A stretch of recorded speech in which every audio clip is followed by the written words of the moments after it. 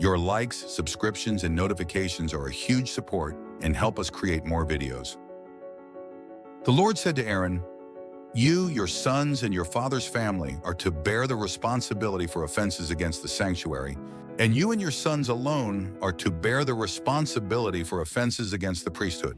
Bring your fellow Levites from your ancestral tribe to join you and assist you when you and your sons minister before the tent of the testimony.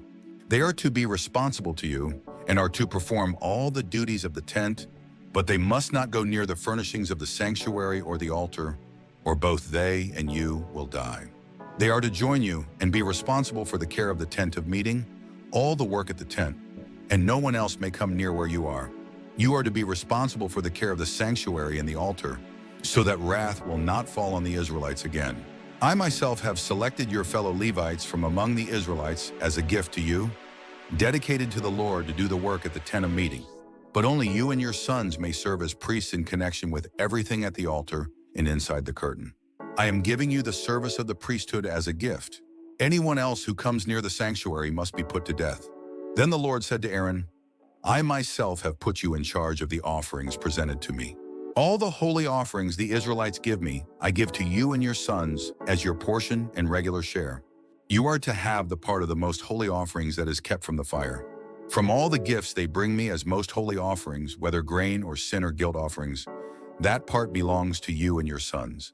Eat it as something most holy. Every male shall eat it. You must regard it as holy. This also is yours, whatever is set aside from the gifts of all the wave offerings of the Israelites. I give this to you and your sons and daughters as your regular share. Everyone in your household who is ceremonially clean may eat it. I give you all the finest olive oil and all the finest new wine and grain they give the Lord as the first fruits of their harvest. All the land's first fruits that they bring to the Lord will be yours. Everyone in your household who is ceremonially clean may eat it. Everything in Israel that is devoted to the Lord is yours. The first offspring of every womb, both man and animal, that is offered to the Lord is yours. But you must redeem every firstborn son and every firstborn male of unclean animals. When they are a month old, you must redeem them at the redemption price set at 5 shekels of silver, according to the sanctuary shekel, which weighs 20 gerahs. But you must not redeem the firstborn of an ox, a sheep, or a goat. They are holy. Sprinkle their blood on the altar and burn their fat as an offering made by fire, an aroma pleasing to the Lord. Their meat is to be yours, just as the breast of the wave offering and the right thigh are yours. Whatever is set aside from the holy offerings the Israelites present to the Lord, I give to you and your sons and daughters as your regular share. It is an everlasting covenant of salt before the Lord for both you and your offspring." The Lord said to Aaron, "You will have no inheritance in their land, nor will you have any share among them. I am your share and your inheritance among the Israelites. I give to the Levites all the tithes in Israel as their inheritance in return for the work they do while serving at the tent of meeting. From now on, the Israelites must not go near the tent of meeting, or they will bear the consequences of their sin and will die. It is the Levites who are to do the work at the tent of meeting and bear the responsibility for offenses against it. This is a lasting ordinance for the generations to come. They will receive no inheritance among the Israelites. Instead, I give to the Levites as their inheritance the tithes that the Israelites present as an offering to the Lord. That is why I said concerning them, they will have no inheritance among the Israelites."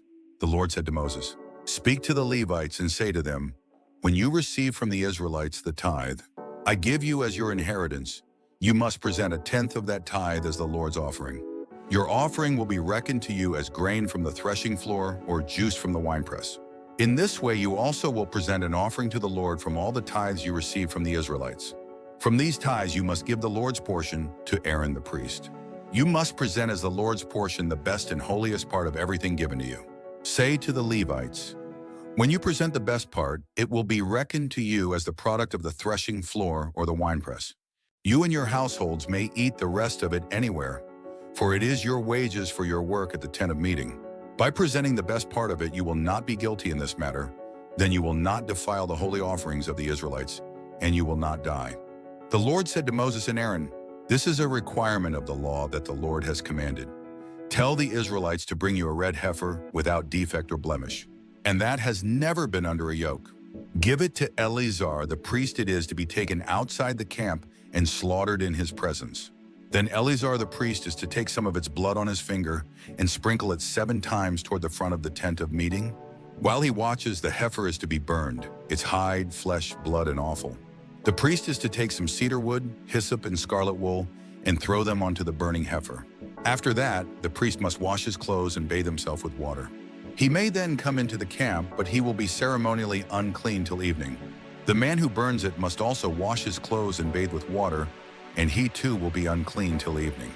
A man who is clean shall gather up the ashes of the heifer and put them in a ceremonially clean place outside the camp. They shall be kept by the Israelite community for use in the water of cleansing. It is for purification from sin. The man who gathers up the ashes of the heifer must also wash his clothes, and he too will be unclean till evening. This will be a lasting ordinance both for the Israelites and for the aliens living among them. Whoever touches the dead body of anyone will be unclean for 7 days. He must purify himself with the water on the 3rd day, and on the 7th day, then he will be clean. But if he does not purify himself on the 3rd and 7th days, he will not be clean. Whoever touches the dead body of anyone and fails to purify himself defiles the Lord's tabernacle. That person must be cut off from Israel. Because the water of cleansing has not been sprinkled on him, he is unclean, his uncleanness remains on him. This is the law that applies when a person dies in a tent. Anyone who enters the tent and anyone who is in it will be unclean for 7 days, and every open container without a lid fastened on it will be unclean. Anyone out in the open who touches someone who has been killed with a sword or someone who has died, a natural death, or anyone who touches a human bone or a grave will be unclean for 7 days. For the unclean person, put some ashes from the burnt purification offering into a jar and pour fresh water over them. Then a man who is ceremonially clean is to take some hyssop, dip it in the water, and sprinkle the tent and all the furnishings and the people who were there. He must also sprinkle anyone who has touched a human bone or a grave, or someone who has been killed, or someone who has died a natural death. The man who is clean is to sprinkle the unclean person on the 3rd and 7th days, and on the 7th day he is to purify him. The person being cleansed must wash his clothes and bathe with water, and that evening he will be clean. But if a person who is unclean does not purify himself, he must be cut off from the community, because he has defiled the sanctuary of the Lord. The water of cleansing has not been sprinkled on him, and he is unclean. This is a lasting ordinance for them. The man who sprinkles the water of cleansing must also wash his clothes, and anyone who touches the water of cleansing will be unclean till evening. Anything that an unclean person touches becomes unclean, and anyone who touches it becomes unclean till evening. In the 1st month, the whole Israelite community arrived at the desert of Zin, and they stayed at Kadesh. There Miriam died and was buried. Now there was no water for the community, and the people gathered in opposition to Moses and Aaron. They quarreled with Moses and said, "If only we had died when our brothers fell dead before the Lord. Why did you bring the Lord's community into this desert, that we and our livestock should die here? Why did you bring us up out of Egypt to this terrible place? It has no grain or figs, grapevines or pomegranates, and there is no water to drink." Moses and Aaron went from the assembly to the entrance to the tent of meeting and fell face down, and the glory of the Lord appeared to them. The Lord said to Moses, "Take the staff, and you and your brother Aaron gather the assembly together. Speak to that rock before their eyes, and it will pour out its water. You will bring water out of the rock for the community so they and their livestock can drink." So Moses took the staff from the Lord's presence, just as he commanded him. He and Aaron gathered the assembly together in front of the rock, and Moses said to them, "Listen, you rebels, must we bring you water out of this rock?" Then Moses raised his arm and struck the rock twice with his staff. Water gushed out, and the community and their livestock drank. But the Lord said to Moses and Aaron, "Because you did not trust in me enough to honor me as holy in the sight of the Israelites, you will not bring this community into the land I give them." These were the waters of Meribah, where the Israelites quarreled with the Lord and where he showed himself holy among them. Moses sent messengers from Kadesh to the king of Edom, saying, "This is what your brother Israel says you know about all the hardships that have come upon us. Our forefathers went down into Egypt, and we lived there many years. The Egyptians mistreated us and our fathers. But when we cried out to the Lord, he heard our cry and sent an angel and brought us out of Egypt. Now we are here at Kadesh, a town on the edge of your territory. Please let us pass through your country. We will not go through any field or vineyard or drink water from any well. We will travel along the king's highway and not turn to the right or to the left until we have passed through your territory." But Edom answered, "You may not pass through here if you try. We will march out and attack you with the sword." The Israelites replied, "We will go along the main road, and if we or our livestock drink any of your water, we will pay for it. We only want to pass through on foot, nothing else." Again they answered, "You may not pass through." Then Edom came out against them with a large and powerful army. Since Edom refused to let them go through their territory, Israel turned away from them. The whole Israelite community set out from Kadesh and came to Mount Hor. At Mount Hor, near the border of Edom, the Lord said to Moses and Aaron, "Aaron will be gathered to his people. He will not enter the land I give the Israelites, because both of you rebelled against my command at the waters of Meribah. Get Aaron and his son Eleazar and take them up Mount Hor. Remove Aaron's garments and put them on his son Eleazar. For Aaron will be gathered to his people, he will die there." Moses did as the Lord commanded. They went up Mount Hor in the sight of the whole community.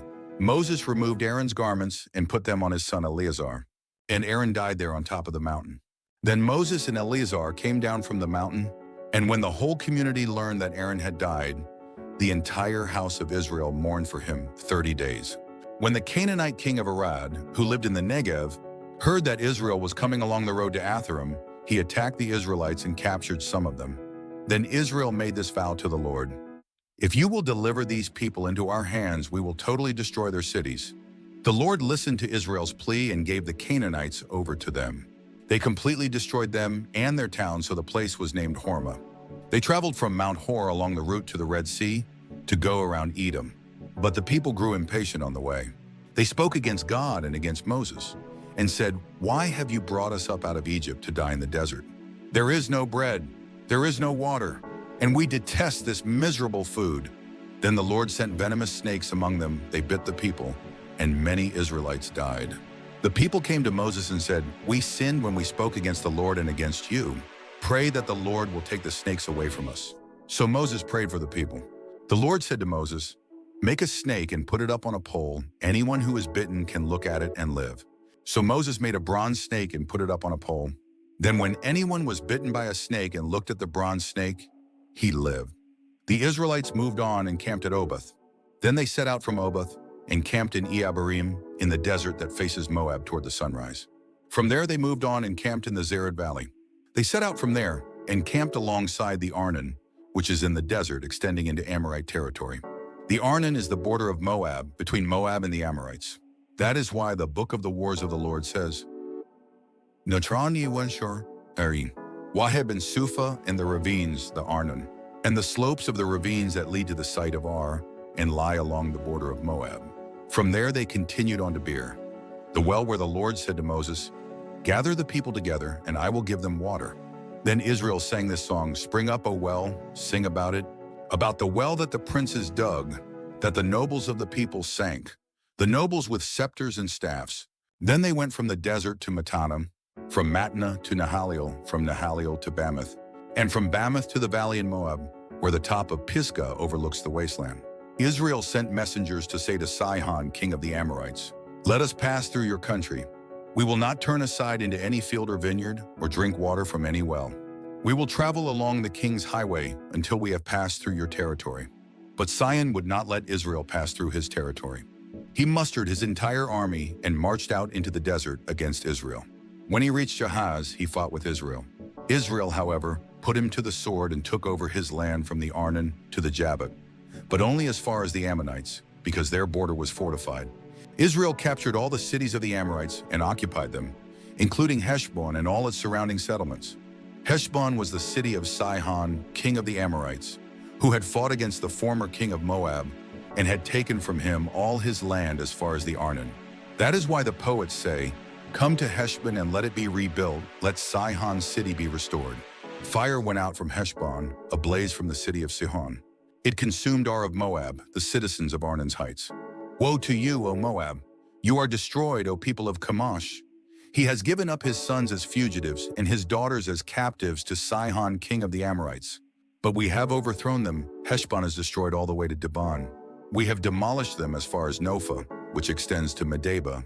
So Israel settled in the land of the Amorites. After Moses had sent spies to Jasser, the Israelites captured its surrounding settlements and drove out the Amorites who were there. Then they turned and went up along the road toward Bashan, and Og, king of Bashan, and his whole army marched out to meet them in battle at Edrei. The Lord said to Moses, "Do not be afraid of him, for I have handed him over to you, with his whole army and his land. Do to him what you did to Sihon, king of the Amorites, who reigned in Heshbon." So they struck him down, together with his sons and his whole army, leaving them no survivors. And they took possession of his land. Then the Israelites traveled to the plains of Moab and camped along the Jordan across from Jericho. Now Balak, son of Zippor, saw all that Israel had done to the Amorites, and Moab was terrified because there were so many people. Indeed, Moab was filled with dread because of the Israelites. The Moabites said to the elders of Midian, "This horde is going to lick up everything around us as an ox licks up the grass of the field." So Balak, son of Zippor, who was king of Moab at that time, sent messengers to summon Balaam, son of Beor, who was at Pethor near the river in his native land. Balak said, "A people has come out of Egypt. They cover the face of the land and have settled next to me. Now come and put a curse on these people, because they are too powerful for me. Perhaps then I will be able to defeat them and drive them out of the country. For I know that those you bless are blessed, and those you curse are cursed." The elders of Moab and Midian left, taking with them the fee for divination. When they came to Balaam, they told him what Balak had said. "Spend the night here," Balaam said to them, "and I will bring you back the answer the Lord gives me." So the Moabite princes stayed with him. God came to Balaam and asked, "Who are these men with you?" Balaam said to God, "Balak, son of Zippor, king of Moab, sent me this message. A people that has come out of Egypt covers the face of the land. Now come and put a curse on them for me. Perhaps then I will be able to fight them and drive them away." But God said to Balaam, "Do not go with them. You must not put a curse on those people, because they are blessed." The next morning Balaam got up and said to Balak's princes, "Go back to your own country, for the Lord has refused to let me go with you." So the Moabite princes returned to Balak and said, "Balaam refused to come with us." Then Balak sent other princes, more numerous and more distinguished than the first. They came to Balaam and said, "This is what Balak, son of Zippor, says. Do not let anything keep you from coming to me, because I will reward you handsomely and do whatever you say. Come and put a curse on these people for me." But Balaam answered them, "Even if Balak gave me his palace, filled with silver and gold, I could not do anything great or small to go beyond the command of the Lord my God. Now stay here tonight as the others did, and I will find out what else the Lord will tell me." That night God came to Balaam and said, "Since these men have come to summon you, go with them, but do only what I tell you." Balaam got up in the morning, saddled his donkey, and went with the princes of Moab. But God was very angry when he went, and the angel of the Lord stood in the road to oppose him. Balaam was riding on his donkey, and his 2 servants were with him. When the donkey saw the angel of the Lord standing in the road with a drawn sword in his hand, she turned off the road into a field. Balaam beat her to get her back on the road. Then the angel of the Lord stood in a narrow path between 2 vineyards with walls on both sides. When the donkey saw the angel of the Lord, she pressed close to the wall, crushing Balaam's foot against it. So he beat her again. Then the angel of the Lord moved on ahead and stood in a narrow place where there was no room to turn, either to the right or to the left. When the donkey saw the angel of the Lord, she lay down under Balaam, and he was angry and beat her with his staff. Then the Lord opened the donkey's mouth, and she said to Balaam, "What have I done to you to make you beat me these 3 times?" Balaam answered the donkey, "You have made a fool of me. If I had a sword in my hand, I would kill you right now." The donkey said to Balaam, "Am I not your own donkey, which you have always ridden to this day? Have I been in the habit of doing this to you?" "No," he said. Then the Lord opened Balaam's eyes, and he saw the angel of the Lord standing in the road with his sword drawn. So he bowed low and fell face down. The angel of the Lord asked him, "Why have you beaten your donkey these 3 times? I have come here to oppose you, because your path is a reckless one before me. The donkey saw me and turned away from me these 3 times. If she had not turned away, I would certainly have killed you by now, but I would have spared her." Balaam said to the angel of the Lord, "I have sinned. I did not realize you were standing in the road to oppose me. Now if you are displeased, I will go back." The angel of the Lord said to Balaam, "Go with the men, but speak only what I tell you." So Balaam went with the princes of Balak. When Balak heard that Balaam was coming, he went out to meet him at the Moabite town on the Arnon border, at the edge of his territory. Balak said to Balaam, "Did I not send you an urgent summons? Why didn't you come to me? Am I really not able to reward you?" "Well, I have come to you now," Balaam replied. "But can I say just anything? I must speak only what God puts in my mouth." Then Balaam went with Balak to Kiriath Huzoth. Balak sacrificed cattle and sheep and gave some to Balaam and the princes who were with him. The next morning Balak took Balaam up to Bamoth Baal, and from there he saw part of the people.